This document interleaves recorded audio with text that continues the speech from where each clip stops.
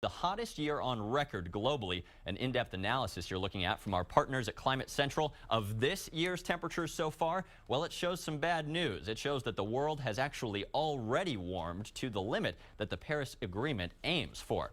Now, lots of people are talking about climate change on Earth Day. We dug into the data, and get this, Texas has actually warmed up nearly 2.5 degrees just since the first Earth Day back in 1970. And we're really pleased to have this man joining us this morning from Washington, D.C., a very smart gentleman, former director of the physics department at MIT and current U.S. Secretary of Energy. Good morning to you, Dr. Ernest Moniz. Good morning, and it is indeed a great day. Absolutely. Now, Dr. Moniz, the U.S. is one of the top polluting countries in the world, which makes global temperatures heat up. What, if anything, is the U.S. doing to change that? Well, first of all, the president put forward, and we are executing an ambitious climate action plan that was put forward in 2013.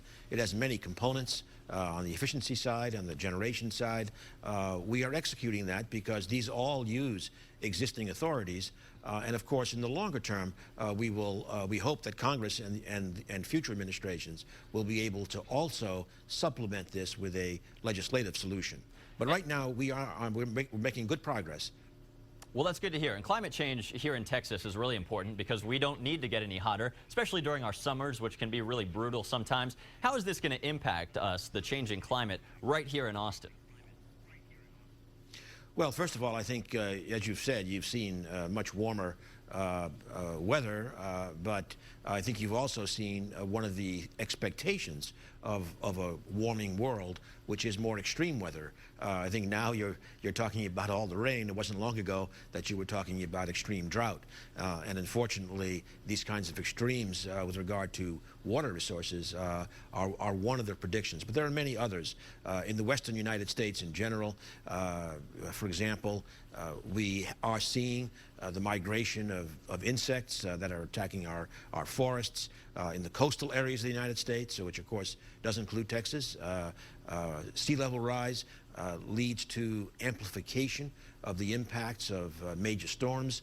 So these are the patterns that were expected decades ago. It's critical that we work to limit our greenhouse gas emissions, limit any further temperature rise, and at the same time face the facts that we will have to adapt to some of the effects of global warming.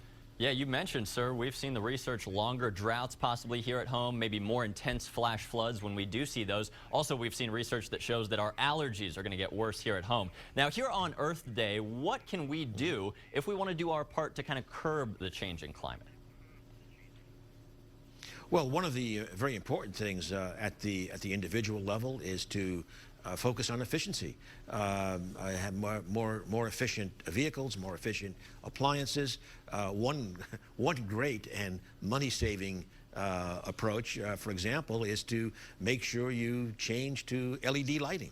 LED lighting uses, in a home fixture, maybe 1/6 of the electricity that a traditional bulb does, and with the cost reduction of 90% over the last 6-7 years, you get your money back literally now, we're talking months, and you have that fixture for perhaps 25 years. So that's a great money-saving and emissions-reducing step that we can all take in our homes.